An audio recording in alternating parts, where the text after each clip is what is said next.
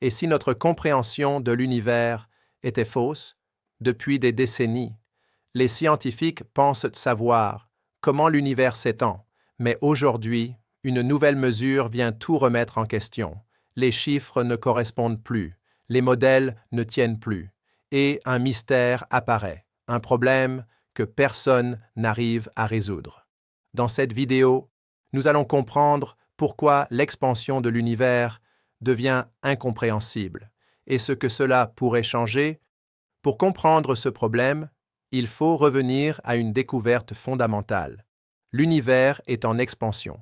Cela signifie que les galaxies s'éloignent les unes des autres, dans toutes les directions, comme si l'espace lui-même s'étirait. Cette idée a été confirmée par les observations, notamment grâce aux travaux de Edwin Hubble, qui a montré que plus une galaxie est loin, plus elle s'éloigne rapidement. C'est ce qu'on appelle la loi de l'expansion. Mais cette expansion n'est pas constante, elle évolue.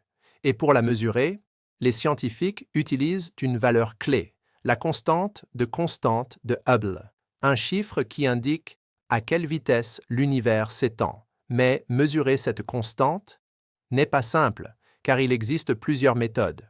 Observer des étoiles proches ou analyser la lumière ancienne de l'univers. Et c'est là que le problème commence, car ces méthodes donnent des résultats différents, des valeurs qui ne correspondent pas, et cet écart est devenu impossible à ignorer. Ce n'est plus une petite erreur, c'est une contradiction, un signal que quelque chose ne fonctionne pas dans nos modèles. Alors une question apparaît, et si notre compréhension de l'univers était incomplète, mais alors d'où vient cette nouvelle mesure qui bouleverse tout?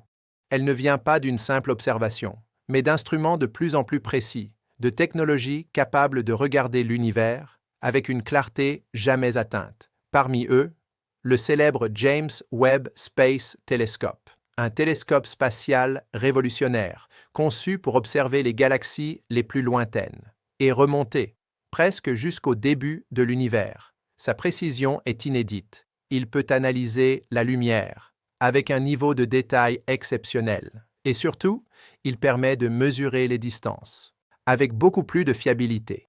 Car pour comprendre l'expansion, il faut savoir à quelle distance se trouvent les objets et à quelle vitesse ils s'éloignent. Pour cela, les scientifiques utilisent des balises cosmiques, des étoiles particulières, comme les céphéides ou les supernovas, qui servent de repères. Grâce au James Webb Space Telescope, ces mesures sont devenues plus précises, plus fiables, moins sujettes aux erreurs. Et pourtant, le problème persiste. Pire encore, il devient plus évident, car ces nouvelles données confirment que les anciennes mesures n'étaient pas fausses, mais qu'elles ne racontaient pas toute l'histoire.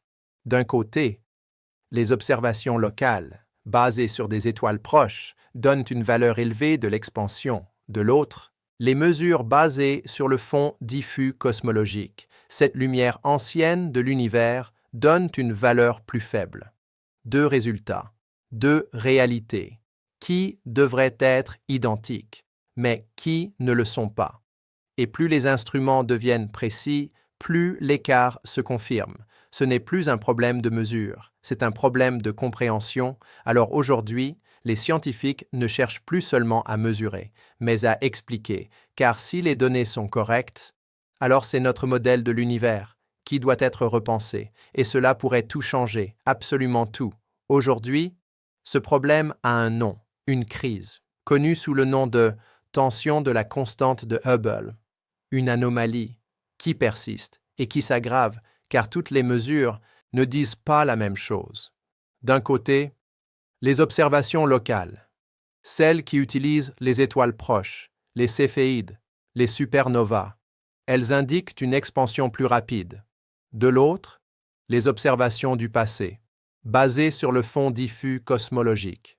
Cette lumière ancienne, issue des débuts de l'univers, analysée notamment par la mission Planck, elle donne une expansion plus lente, deux résultats, incompatibles, et pourtant, tous deux extrêmement précis. C'est là que la crise commence, car en science, quand deux mesures fiables se contredisent, cela signifie une chose, le modèle est incomplet ou incorrect. Et ce modèle, c'est celui qui décrit notre univers, basé sur la matière noire, l'énergie noire et les lois connues de la physique. Un modèle qui fonctionne, qui explique beaucoup de choses, mais peut-être pas tout, car cette tension ne disparaît pas, même avec les meilleurs instruments, même avec les données les plus récentes. Elle reste solide, persistante, et elle devient trop grande pour être ignorée. Alors les scientifiques explorent, remettent en question, testent de nouvelles idées, car si cette contradiction est réelle, alors quelque chose nous échappe, peut-être une nouvelle forme d'énergie, peut-être une physique encore inconnue, ou une interaction que nous n'avons pas encore découverte. Et c'est là que tout devient fascinant, car ce problème pourrait être une erreur, ou une révolution, un détail, ou une porte vers une nouvelle compréhension de l'univers. Alors, aujourd'hui, la constante de Hubble n'est plus seulement une mesure, c'est une énigme, un défi, un signal, que l'univers a encore des secrets, et peut-être beaucoup plus que nous ne l'imaginons. Alors, si les mesures sont correctes et que le problème persiste, une conclusion s'impose. Il manque quelque chose dans notre compréhension de l'univers. Et pour répondre à cette crise, les scientifiques explorent de nouvelles théories, des idées, parfois radicales, parfois révolutionnaires. La première piste concerne l'énergie noire, cette force mystérieuse qui accélère l'expansion de l'univers. Peut-être qu'elle n'est pas constante, peut-être qu'elle évolue dans le temps, ou qu'elle interagit différemment avec la matière. Si c'est le cas, alors nos calculs sont incomplets et notre modèle doit être ajusté. Une autre hypothèse, encore plus audacieuse, remet en question la gravité elle-même. Les lois décrites par Albert Einstein ont résisté à de nombreux tests, mais à l'échelle cosmique, peut-être qu'elles ne sont pas exactes ou pas complètes. Certains chercheurs imaginent une gravité modifiée qui changerait notre vision de l'univers. Il y a aussi la possibilité d'une nouvelle forme de particules, invisible, indétectée jusqu'à présent, mais influençant l'expansion, une physique encore inconnue, qui attend d'être découverte. Et enfin, une idée encore plus troublante.